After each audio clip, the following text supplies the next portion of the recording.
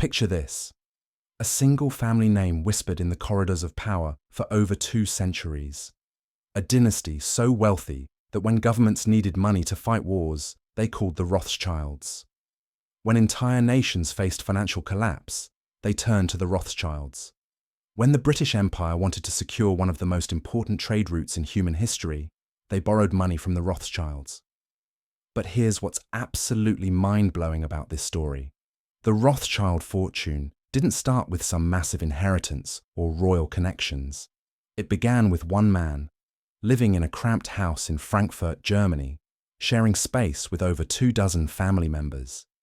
Yet within just a few generations, this family would become so powerful that their wealth would dwarf entire national treasuries. I'm talking about a banking empire that stretched across 5 major European cities simultaneously.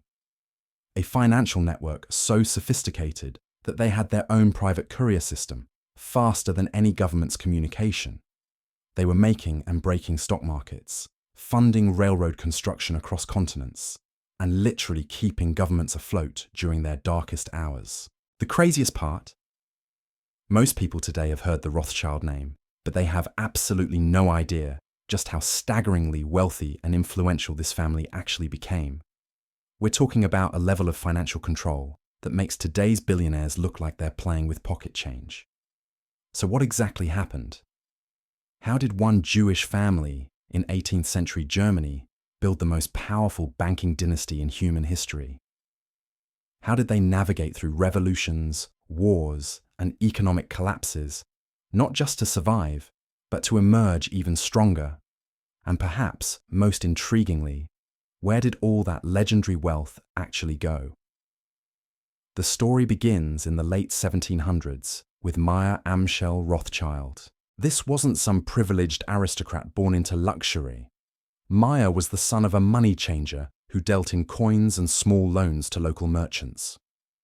The family lived in the Jewish quarter of Frankfurt, a place where opportunities were severely limited and anti-Semitic laws restricted what Jewish families could do for a living. But Meyer had something that would change everything, an incredible understanding of how money actually worked. Not just counting coins or making small loans, but grasping the deeper mechanics of finance, credit, and international trade. He started building relationships with German nobility, particularly with William IX, who would become one of the wealthiest rulers in the region. Then came the event that would transform the Rothschilds from local moneylenders into international power brokers, the French Revolution and the Napoleonic Wars that followed. While Europe was tearing itself apart in over 2 decades of almost constant warfare, Meyer saw opportunity where others saw only chaos and destruction. Here's where the story gets really fascinating. Most families would have tried to stay safe, keep their heads down, and wait for the storms to pass. The Rothschilds did the exact opposite. They spread out across. Each son, Paris, Vienna, Naples houses in 5, and Frankfurt, Europe, establishing banking major cities. London took control of operations in a different country. But they weren't just opening banks. They were creating something that had never existed before, a truly international financial network that could move money, information, and influence across borders faster than any government could react. Nathan Rothschild in London became legendary for his ability to manipulate government bonds. He would buy up massive amounts of British debt when prices were low, then sell them at enormous profits when confidence returned. But the real genius wasn't just in buying and selling. It was in having information before anyone else did. The Rothschild courier system was so advanced that Nathan often knew the outcomes of major battles days before the British government itself. When Napoleon was finally defeated at Waterloo in 1815, Nathan received the news through his private network a full day ahead of official channels. He used this advantage to make what might have been the most profitable single trade in financial history, reportedly making millions in today's money within hours. Meanwhile, his brother James was building the French operation in Paris. Think about how audacious this was. The Rothschilds were simultaneously financing both sides of the conflict. They were lending money to Britain to fight Napoleon while also providing funds to French forces. This wasn't betrayal. It was business strategy on a level that most people couldn't even comprehend. Karl Rothschild headed south to establish operations in Naples, while Salomon set up in Vienna to work with the Austrian Empire. Each brother specialized in their region's particular financial needs, but they all stayed connected through constant communication. They developed their own coded language, their own intelligence network, and their own diplomatic channels that often worked faster than official government systems. By the 1820s, the Rothschilds weren't just wealthy bankers anymore. They were essentially operating as a parallel financial government across Europe. When countries needed to rebuild after the wars, they went to the Rothschilds. When new industries needed capital for expansion, the Rothschilds provided it. When governments faced budget crises, Rothschild loans kept them functioning, but here's what made them truly unstoppable. They understood something that most wealthy families never figured out: how to stay wealthy across generations.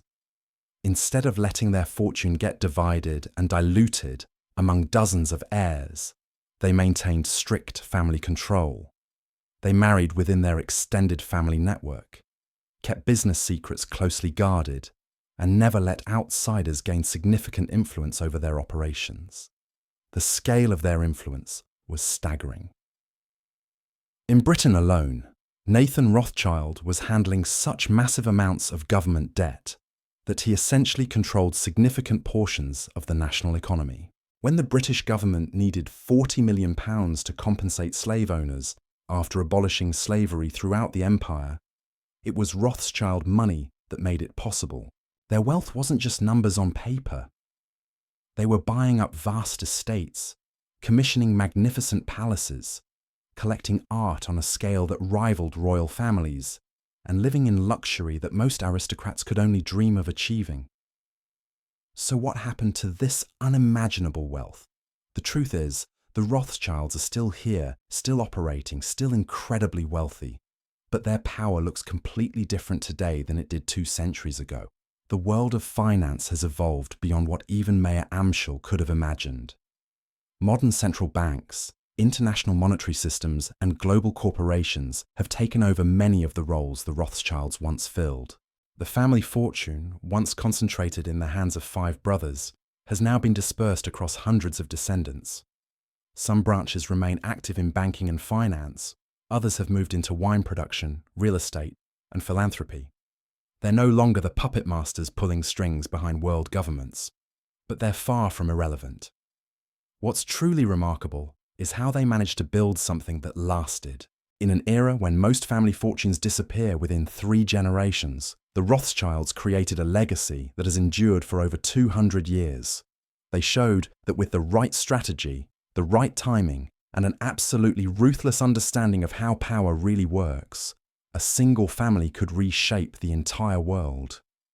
The next time you hear someone talk about old money or generational wealth, remember this story. Remember that the most powerful financial dynasty in human history started with one man in a cramped house in Frankfurt who simply understood money better than anyone else alive. That's the real secret of the Rothschilds, and it's a lesson that echoes through history even today. If you enjoyed the video, don't forget to like and subscribe. Drop a comment below and let me know what you'd like to see in the next video.